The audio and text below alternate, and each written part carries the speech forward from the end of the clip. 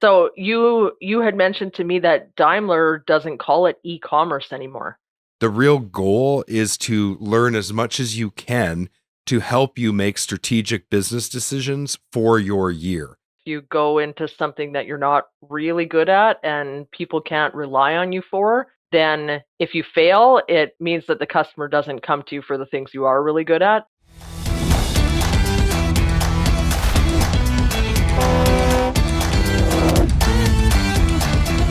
Welcome to the Heavy Duty Parts Report. My name is Jamie Irvine. In episode 362, we are going to provide a complete review of Heavy Duty Aftermarket Dialogue. Now, Heavy Duty Aftermarket Dialogue, or known as HDAD, occurs the day before the Heavy Duty Aftermarket Week conference kicks off. And I was really happy to attend both. Last episode, we gave you an immersive episode all about HDAW. And in this episode, we're going to review what I learned at HDAD.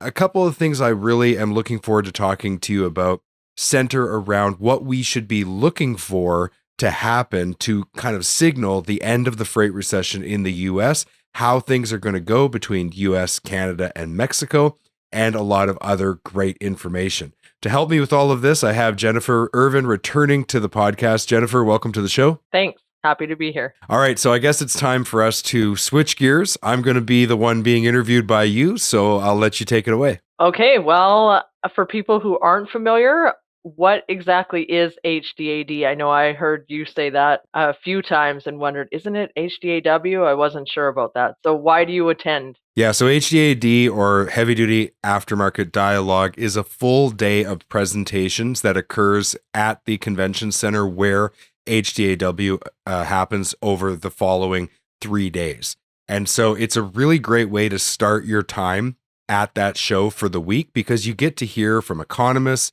you get to hear from suppliers, get to hear from fleets and distributors, and you really get a overview of what's happening in the aftermarket industry, and also a little bit about what to expect in the coming year. And since this show kicks off in January, this is such a great way to get your year started. I've said it many times, and you'll hear me say it in the previous episode. HDAW and the dialogue combined is really has the capacity to set the tone for your entire year. I guess that kind of answers what you were hoping to learn from going to HDAD this year. Is there, just before we go on, is there anything else you brought back from the show? You might hear it in my voice. I have a bit of a cold. It seems to happen every year, but you meet like 2,000 people and you're all together. So middle of winter, kind of par for the course. I haven't always attended the dialogue sessions, and this year I chose to, and I'm really glad that I did. I think if you're a supplier or a distributor or someone like me who works in a consulting capacity, the real goal is to learn as much as you can to help you make strategic business decisions for your year. And I think that dialogue definitely delivers on that. So you had mentioned to me that Daimler doesn't call it e-commerce anymore, which I thought was interesting. They're using the term digital platform. So does that shift mean anything? Yeah, I think it just reinforces what we learned from Chris Harrington in a episode not that long ago on the Heavy Duty Parts Report. She's the CEO of Gen Alpha, the e-commerce platform that we promote and that we recommend to our clients. And, in that interview, she talked about how there's a big shift in the way e-commerce is being used by customers. And I think Daimler, in their presentation, reinforced that this shift is actually occurring. So yeah, they're not really looking at it as just an e-commerce store, a place to sell product, although they are doing very well. They have reported that it took them 5 years to break the $1 billion mark, but they actually did break that $1 billion mark in 2025 of parts sold on the platform. They're actually looking to double that by 2030. So it is a significant part of selling parts, but it's so much more than that. An example of where it goes beyond just selling parts is how on this digital platform, they announced a partnership with Geico where people can actually go to get insurance for their trucks. They talked about warranty management and accounting management. And so really, I think if you're looking at your e-commerce platform, you need to shift your way of thinking and align it with the way the big boys like Daimler are looking at it, which is this is a digital presence. This is a digital platform. This is your digital representation of your entire company. And you should be looking to expand beyond just selling parts on this platform and providing your customers with things they need to deal with you and to operate their business more efficiently. Okay, and you had also mentioned that Daimler has invested heavily in facility, tech, consolidation, all of these things.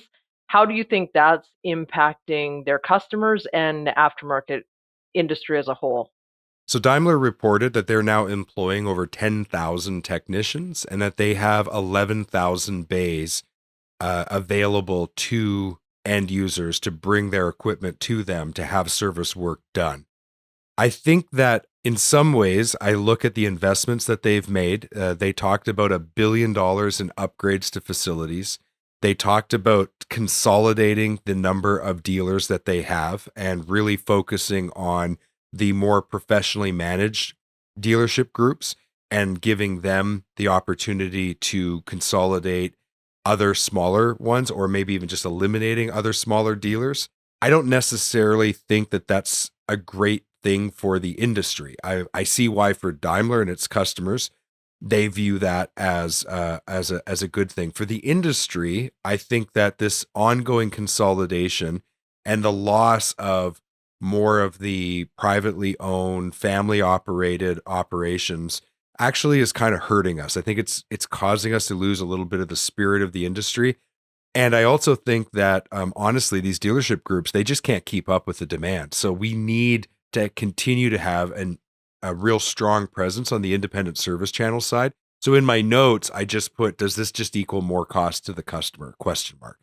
And I don't know that we will ever be able to answer that conclusively, but realistically, somebody's got to pay for all these upgrades. And so, what did you hear as far as their biggest data needs with all of that infrastructure and growth? They're going to need data. What did you? Why is this still such a pain point? Yeah, that's the interesting thing is that a lot of our clients at the Heavy Duty Consulting Corporation, they're small independent companies, and perhaps they are in the ballpark of $250,000 in investment in their e-commerce platform. Here you have Daimler with over $1 billion in sales and huge investment in their technology stack, and yet the number one and two needs are cross-reference data and fitment data, quickly followed up by number three, images. And if this sounds familiar to you, it's because I think every company in the industry, no matter how small or how large, has that problem. So when you're looking at your digital platform, your e-commerce store, you need to focus on these three things, because even if you get everything right, like Daimler has with over $1 billion in sales per year now, you still have to focus on those three things. So that's where you should start. That's where you should be right now. And that's where you probably need to end. Okay, so what also did HDAD reveal about OEM and dealer strategies here as far as the tariffs and nearshoring? Was that something that they talked about? The feeling is that tariffs aren't going to go anywhere.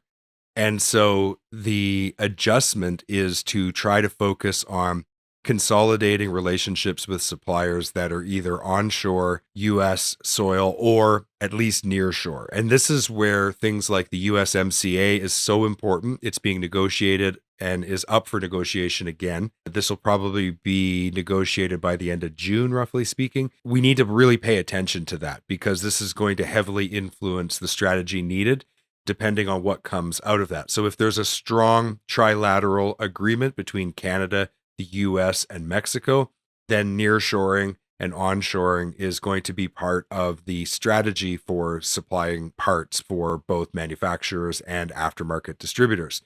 I think that what was interesting is that Daimler talked about how their diversification plan includes trailers, but they really haven't started down that road. I kind of put a question mark beside that when I heard that. I understand why they might want to, try to grow their revenue, especially if they're planning on doubling their online sales to $2 billion a year over the next 4 years. They're going to need to diversify to accomplish that.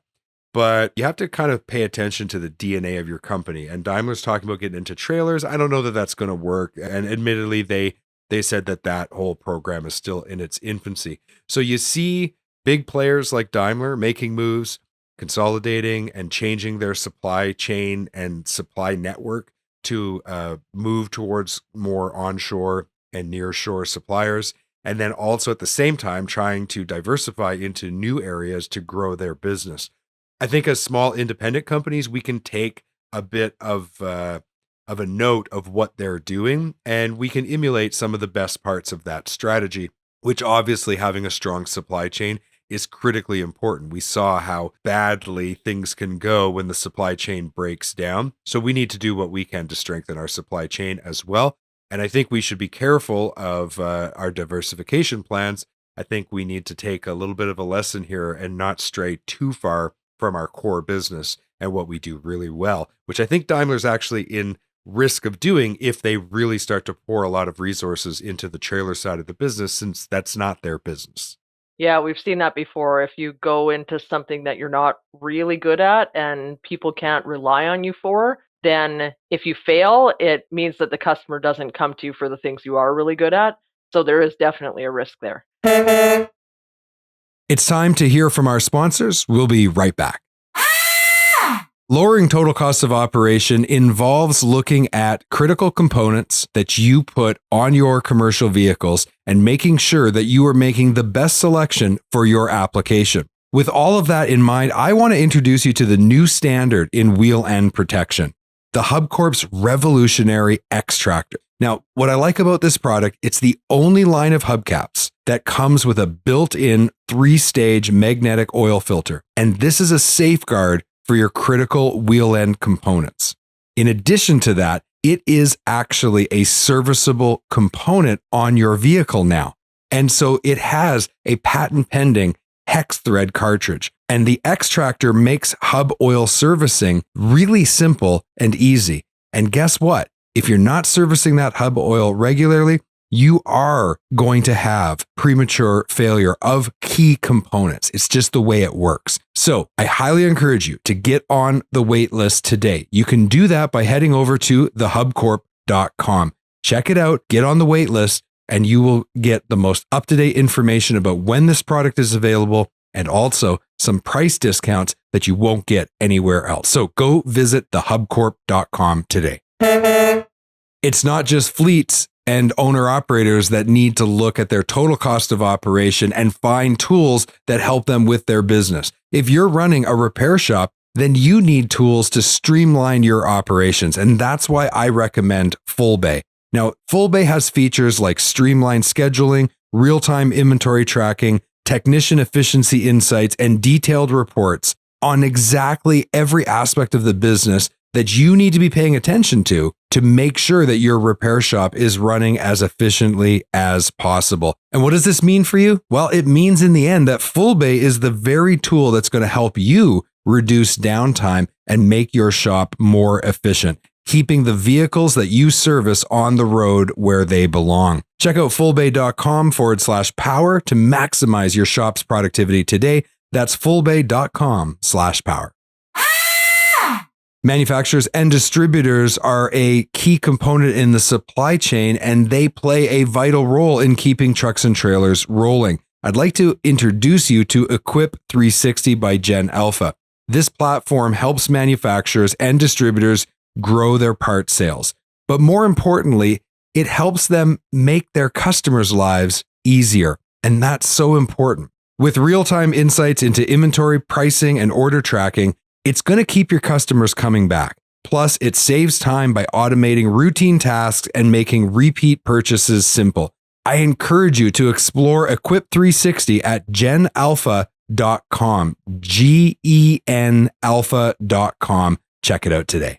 We're back from our break. Make sure you go and check out the links in our show notes to all of our sponsors. Okay, let's get back to this episode. Before the break, Jen, we were talking about the OEMs and kind of the strategies and the things I learned from the Daimler presentation, but there was so much more at HDAD to cover, so we've got a lot more ground to cover. Okay, so I know one of the other things is you heard a very candid market outlook. So you mentioned the message for 2025 was flat to moderate and 2026 cautious optimism. So what did you hear driving that? You know, honestly, this is just more of the same. So if you go back 3 years ago to the 2023 HDA Dialogue and HDAW show, we heard from economists and from commentators on the heavy duty truck market that we were going to have a soft Q1 and Q2, things solidifying, getting better in Q3 and Q4. That didn't happen. The freight recession continued on into 2024. We heard the same thing in 2024. Nothing changed, right? It just carried on. And 25 was just more of the same. So this is like the third year in a row that we're hearing this, but it does seem that there are some indicators that we are coming out of the bottom of the truckload cycle and that perhaps the third time is the charm and that in 2026, we may actually see that occur where Q1 and Q2 remain soft, but Q3 and Q4 improve. It was interesting to hear how many companies and how many people from that stage talked about how difficult 2025 really was. Anybody who's been following our journey knows that we had quite the year in 25 as well, trying some pretty big, significant changes that didn't work out and having to recalibrate and get back into what we're doing today. So I don't think we were alone in having a very difficult 25, although there were some companies that had some real breakout successes, which just shows you that the experience is never universal. If there wasn't optimism, we'd all give up, right? So I think no matter what, we have to go, it's going to get better, just so we'll keep going. But yeah, there's definitely a lot of struggle, and there's going to be some that do better and some that, and that's what keeps it flat, I guess. Before we move on from that, I just want to say one thing, which is that I think that what I'm picking up right now, the sentiment is, look, we can't wait anymore. So projects that were scheduled to be completed in 24 or 25 that got sidelined by this persistent freight recession and people having sometimes double digit numbers, in decline in revenue. I think I'm detecting that people are like, you know what? Regardless of what happens, we need to move forward. And so there does seem to be an increase in investment and the return of some projects that were sidelined. And people are just saying, look, we just have to move forward here. So come what may, we're going to go ahead and get this stuff done. I think that's what happened with the tariffs too last year because a lot of people just, or a lot of companies, let's just hold and see what happens. And it's just proved to continue to be very volatile. So you're right, at some point you have to either go forward or not, right? So supplier diversification was also a theme. How is that reshaping the market?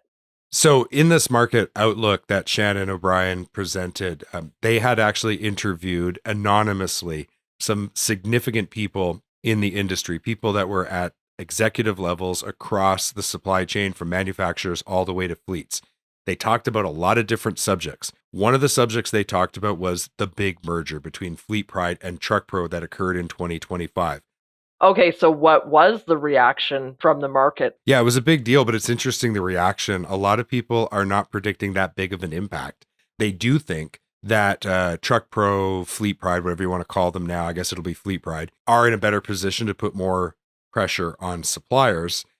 And we know that they're going to put a big investment into their digital platform to continue to evolve that to kind of be on par with competing with the Daimlers of the world in the aftermarket.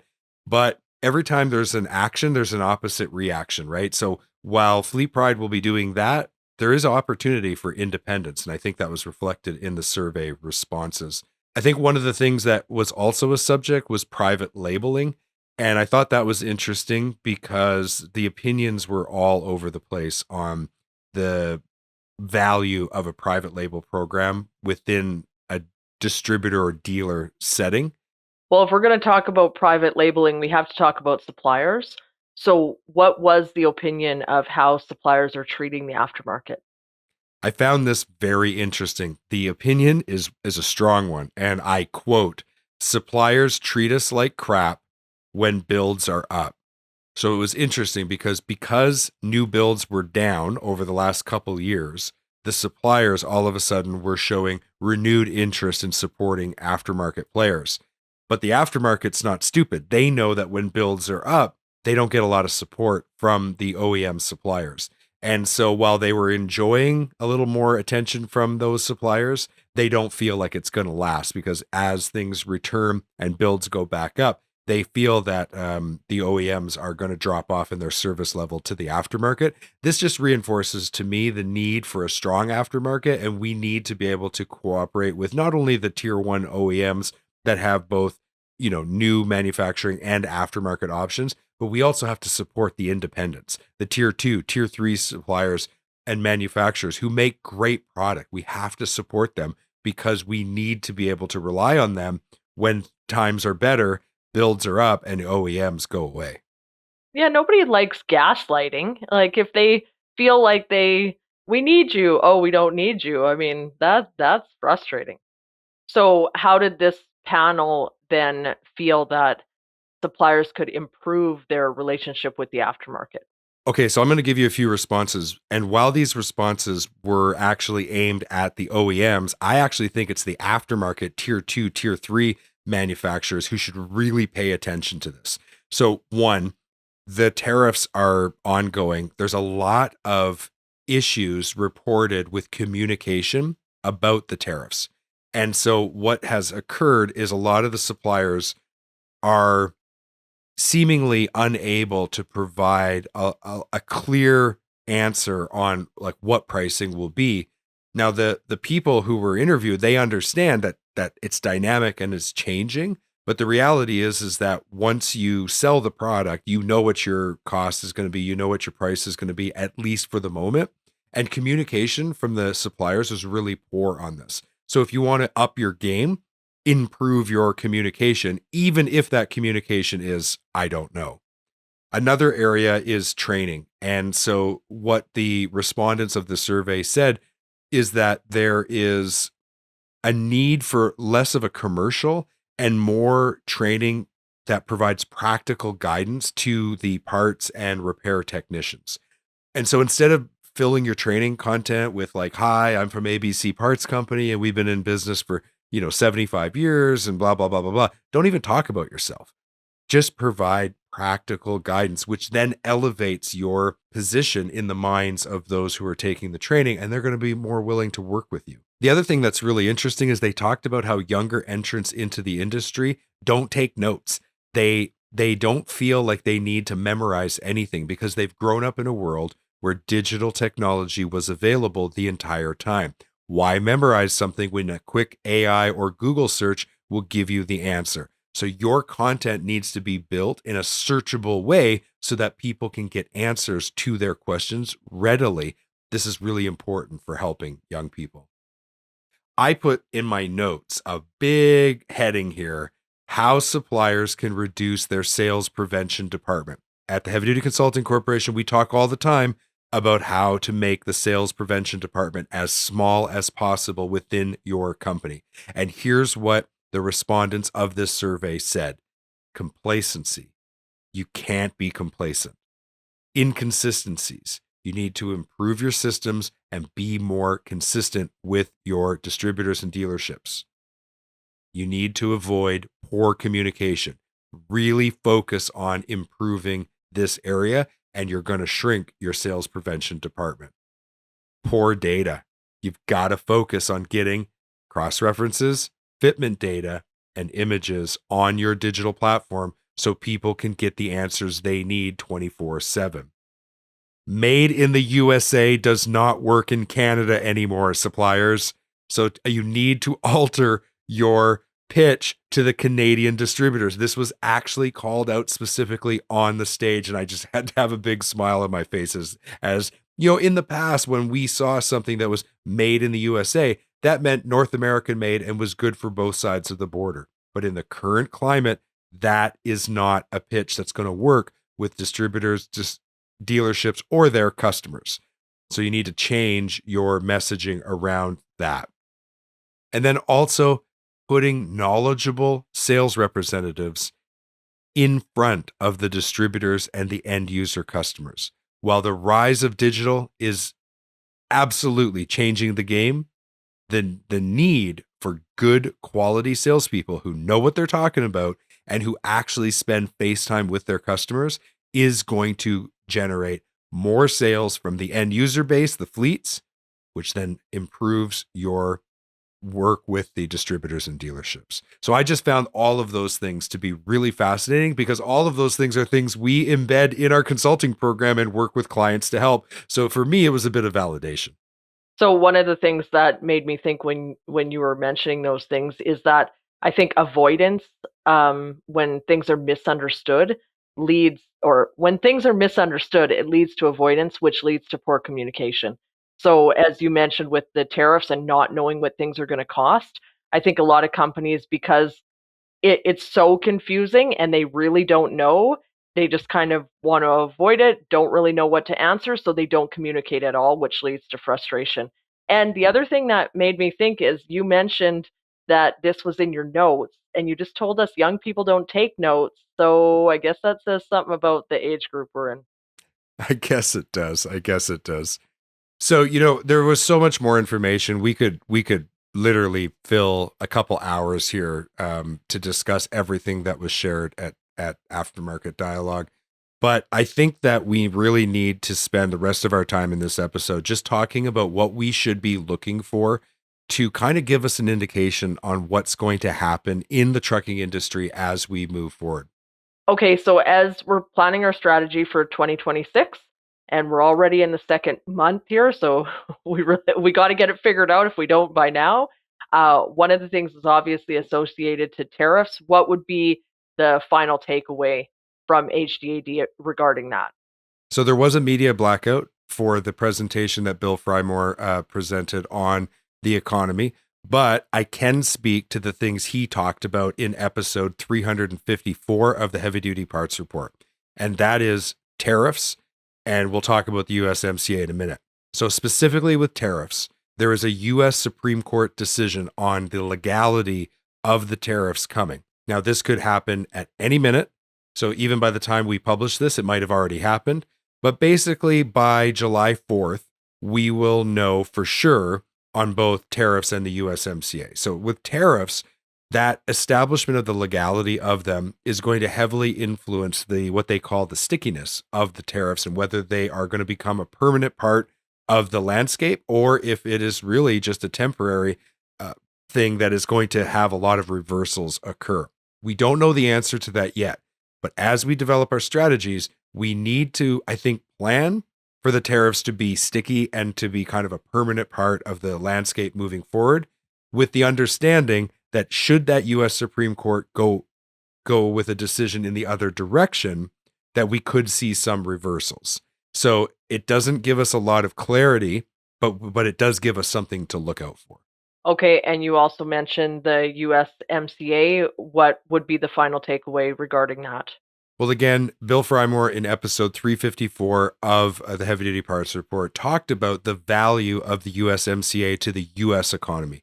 We saw large amounts of job creation in the U.S. The first edition of the USMCA, which was negotiated under Trump's administration in his first term as president, really did a lot of great things for the United States. And it was a trilateral deal that was good for Canada and good for Mexico. What we kind of are looking for is we know that that deal is up for renewal. And one of two things is going to happen. One, a deal is going to be made, and it could be two bilateral deals, one with Canada, one with Mexico, or it could be another trilateral deal for the three countries. If that occurs, the USMCA in its second version will last for 16 years. If it doesn't get done by, let's say, July 4th, then what that means is that each year for the next 16 years, that deal will have to be negotiated each year on a yearly basis. I think it's up to each individual business person to decide what they think is best. Personally, I think to provide stability to the industry and the region, if they can get a deal done, I think it's going to be good for everybody. Obviously, with the Trump administration, their focus is going to be on making the best deal for the U.S. But really, at the end of the day, if the US is doing well economically and they are in a strong trade agreement with Canada and Mexico, we are the smaller countries. We are dependent on the US economy for our success to some degree, probably to a large degree. And so I think that for stability, if the tariffs thing is figured out in the courts, no matter which way it goes, we'll have clarity and that will give stability to pricing. And then if the USMCA is negotiated and it is locked in for 16 years, again, that's going to bring stability. It's going to bring some clarity on the direction for all three countries. So while we don't know yet what's going to happen, those are the two things you should be looking for. Look for those decisions. Look for the implications of what is negotiated and decided upon to give you some guidance in how you would develop your strategic plan for your specific business. And if you need help with that, of course, the Heavy Duty Consulting Corporation is here to help you with that as well. For sure. So lots of good stuff. I know we barely touched the surface of what you learned that day, and I'm sure you're looking forward to HDAD and HDAW in 2027, which will be the last year in Grapevine, Texas, before it moves to Kansas City. I really hope the last two episodes, and if you didn't watch the episode from before, you only listened to it, you should go back and watch the video version because it was a really immersive episode showing you a lot of visuals of HDAW. If you haven't been attending the dialogue or Heavy Duty Aftermarket Week in the past, I highly encourage you to mark on your calendars, let's say about September, to start looking for that registration call to go out, because let me tell you, this place sells out fast. And, I was told if you don't have it done by November, you're probably not going to get in. I would say competition next year for the show is going to be probably at an all-time high again, breaking records again. So honestly, you should be looking for this in September, and you need to get on your horse if you want to be there. Thank you, Jennifer, for helping me through this. I really appreciate you contributing to these episodes and helping me get all this information out to those that have been following the Heavy Duty Parts Report. Yeah, for sure. No problem. And thank you for listening or watching this episode. Next episode, we're going to be talking to the Auto Care Association and talking about their role in things like getting the data right for your digital platform. So if you haven't subscribed, follow the show wherever you're getting your podcasts, on YouTube, or just go to heavydutypartsreport.com, which gives you all the links. Thank you again for your ongoing support. And as always, I want to encourage you to be heavy duty.